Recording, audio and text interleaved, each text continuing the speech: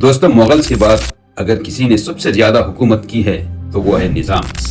جی ہاں، ایک نہیں دو نہیں، پورے 200 سال نظاموں نے حیدرآباد پہ حکومت کی ہے۔ حیدرآباد ہندوستان کا سب سے زیادہ قابل رہائش اور خوشحال شہروں میں سے ایک ہے۔ ہندوستان کے جنوبی علاقے میں واقع حیدرآباد تلنگانہ کا دارالحکومت ہے۔ فائنانشیل اور آئی ٹی انڈسٹری میں ایک ترقی یافتہ شہر ہے، اور حیدرآباد دوسرے اسٹیٹ کے مقابلے میں کم کرائم کا ریکارڈ رکھتا ہے۔ 2023 کی لیٹسٹ کرائم ریٹ رپورٹ کے مطابق حیدرآباد 20.6% ہے، جبکہ دہلی پہلے نمبر پہ ہے جس کی کرائم ریٹنگ 150.6% ہے، اور کلکتہ دوسرے اسٹیٹ کے مقابلے میں سب سے لاسٹ میں آتا ہے جس کی کرائم ریٹنگ ہے جسٹ 10.9%۔ انڈیا میں ہونے والے ڈیلی کامن کرائمز رابری اور اسالٹ کے ہوتے ہیں، اور ان میں ہائیسٹ کرائم ریٹنگ کے سٹیز اتر پردیش، کیرلا، مہاراشٹر، دہلی اور بہار ہے۔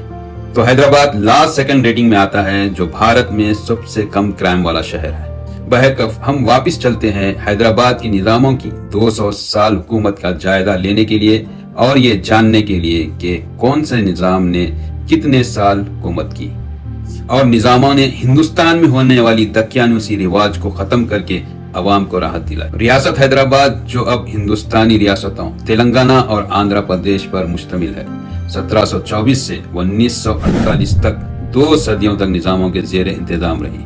حیدرآباد کے نظام کون تھے؟ حیدرآباد مغل سلطنت کی ایک آزاد جانشین ریاست کے طور پر تشکیل دیا گیا تھا، اور بعد میں برطانوی ایسٹ انڈیا کمپنی کے تحفظ میں آیا تھا۔ برطانوی سلطنت کے دور میں حیدرآباد سب سے امیر شاہی ریاست تھی، اور اس کے نظاموں کو اکثر دنیا کے امیر ترین آدمی کہا جاتا تھا۔ لیکن نظام کون تھے، اور وہ حیدرآباد کے حکمران کیسے بنے؟ نظام، جسے نظام الملک سے مختصر کیا گیا ہے، اور اسے آصف جاہ بھی کہا جاتا ہے، اس کا مطلب ہے دائرے کا منتظم۔ نظاموں کی حکومت کا یہ سلسلہ کہاں سے شروع ہوا، اور نظام کہاں سے آئے تھے، اور کس نسل سے ان کی نسبت تھی؟ پہلے نظام میر قمر الدین خان صدیقی مغل سلطنت میں ایک جنرل تھے، اور اورنگزیب کے دوست بھی تھے۔ میر قمر الدین کے خاندان کی ابتدا موجودہ ازبکستان سے ہوئی، اور وہ اسلام کے پہلے خلیفہ ابو بکر کی اولاد سے بھی تھے۔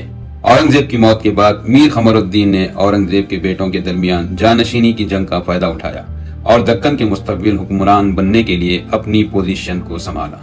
بعد میں اسے مغل شہنشاہ محمد شاہ نے آصف جاہ کا خطاب دیا، اور اس طرح اسد جاہی خاندان کا آغاز ہوا۔ 1748 میں آصف جاہ کی موت نے حیدرآباد میں سیاسی ہنگامہ برپا کر دیا، اور اس کے بیٹے ناصر جنگ اور مظفر جنگ اور پوتے صلابت جنگ نے ان کی جگہ 14 سال حکومت کی۔ اہم دونوں میں سے کسی کو بھی سرکاری طور پر تسلیم نہیں کیا گیا۔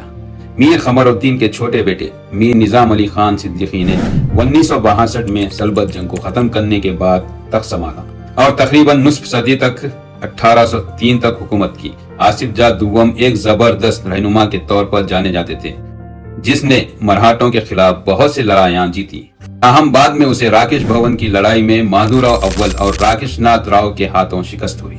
نواب میر اکبر علی خان صدیقی بہادر سکندر جاہ آس جاہ دوم کے دوسرے بیٹے تھے، اور اپنے والد کے بعد آصف جاہ سوم کے طور پر کامیاب ہوئے۔ وہ اپنے پرامن لیکن مالی طور پر پسماندہ دور حکومت کے لیے جانے جاتے تھے۔ آصف جاہ تری نے اپنی فوج میں سکھ ریجیمنٹ کو کمیشن دیا۔ 1830 میں مہاراجہ رنجیت سنگھ نے 1200 سپاہی نظام آرمی جوائن کرنے کے لیے بھیجے۔ آصف جاہ حیدرآباد میں رام باغ مندر کی تعمیر کر کے مذاہب کے درمیان فرقے وارانہ ہم آہنگی کو بھی پھیلایا۔ میر فقندہ علی خان نے 1829 میں اپنے والد آصف جاہ سوم کے بعد حیدرآباد کا نظام سنبھالا، اور 1857 میں اپنی موت تک حکومت کی۔ آصف جاہ چہارم کو مالی طور پر کمزور سلطنت وراثت میں ملی، لیکن پھر بھی اربوں روپیوں اور انگریزوں کے قرضوں کے ذریعے حیدرآباد کو ترقی دی۔ اس نے بالآخر اپنے تمام قرضوں کو ختم کرنے کے لیے اپنے علاقے کچھ حصے انگریزوں کو دے دیے۔ افضل الدولہ اپنے والد میر فقندہ کے بعد نظام حیدرآباد اور آصف جاہ پنجم کی جگہ پر فائز ہوئے۔ آصف جاہ پنجم نے عدالتی نظام میں اصلاحات کی، پہلا ریل اور ٹیلی گراف نیٹ ورک بنایا، اور حیدرآباد میڈیکل اسکول قائم کیا، جو بعد میں عثمانیہ میڈیکل کالج بن گیا۔ نظام بننے کے صرف 12 سال بعد 1869 میں 41 سال کی عمر میں ان کا انتقال ہو گیا۔ میر محبوب علی خان صدیقی سب سے کم عمر آس جاہی نظام تھے، اور صرف 2 سال اور 7 ماہ کی عمر میں تخت پر بیٹھے تھے۔ وہ پہلے نظام تھے جس نے مغربی تعلیم حاصل کی اور اپنی ریاست پر جدید طرز فکر کے ساتھ حکومت کی۔ چھٹے آصف جاہ نے اپنی سلطنت میں ستی کے مکروہ رواج کو ختم کرنے کے لیے سنجیدہ اقدامات کیے تھے۔ ستی ایک متروک ہندو رواج جس میں بیواؤں نے اپنے شوہروں کی آخری رسومات پر اپنے آپ کو زندہ جلا دیا تھا، اپنی مرضی یا خواہش کے بغیر۔ ہندوستان میں انگریزوں کی آمد کے فوراً بعد پہلی بار ان کا سامنا کرنا پڑا۔ حیرت کی بات یہ نہیں، اس نے کافی حد تک اخلاقی غصہ، وحشت اور زہر پیدا کیا۔ نظام نے کئی انتظامی اصلاحات کی منظوری بھی دی اور حیدرآباد کے ریلوے کی ترقی میں اہم کردار ادا کیا۔ وہ 1911 میں 46 سال کی عمر میں اچانک فالج کے حملے سے انتقال کر گئے۔ میر عثمان علی خان حیدرآباد کے آخری سرکاری نظام تھے اور حیدرآباد کے آزاد ہندوستان میں شامل ہونے کے بعد انہیں 1948 میں معزول کر دیا گیا تھا۔ آصف جاہ 7 اس وقت ہندوستان کے سب سے امیر آدمی تھے جس کی مجموعی مالیت $200 بلین سے زیادہ تھی۔ وہ آزاد رہنا چاہتے تھے اور حیدرآباد پر حکومت کرنا چاہتے تھے، لیکن انہیں تخت سے دستبردار ہونا پڑا۔ نظام میر عثمان علی کو پہلی جنگ عظیم کے دوران انگریزوں کے لیے $25 ملین کے عطیات کے لیے عزمی کے طور پر نامزد کیا گیا تھا۔ نظام میر عثمان علی ایک شاہی زندگی گزارے اور کاغذی وزن کے طور پر 185 کیرٹ کا ہیرا استعمال کیا۔ نظام میر عثمان علی نے حیدرآباد میں عثمانیہ یونیورسٹی کا قیام عمل میں لایا اور 1921 میں عدلیہ کو ایگزیکٹو سے الگ کرنے والا پہلا شخص تھے۔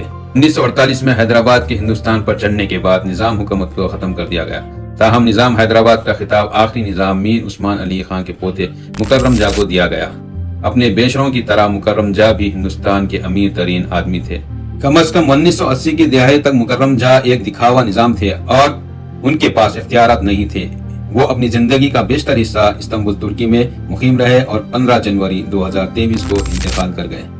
ان کے بعد ان کے بیٹے عظمت جاہ کو اب نظام جانشین تخت دیا گیا۔ آج نظاموں کے وارث ایک چھوٹی موٹی جاب کر کے اپنی زندگی بسر کر رہے ہیں۔ نظاموں کی 200 سال حکومت کا یہ نقشہ میں نے تاریخ کے صفحات سے کھینچا ہے۔ امید ہے آپ کو پسند آیا ہوگا۔ لائک بٹن کو پریس کریے اور اگر آپ میرے چینل پہ نئے ہیں تو سبسکرائب بٹن کو پریس کر کے ویڈیو کو شیئر ضرور کریے۔ شکریہ۔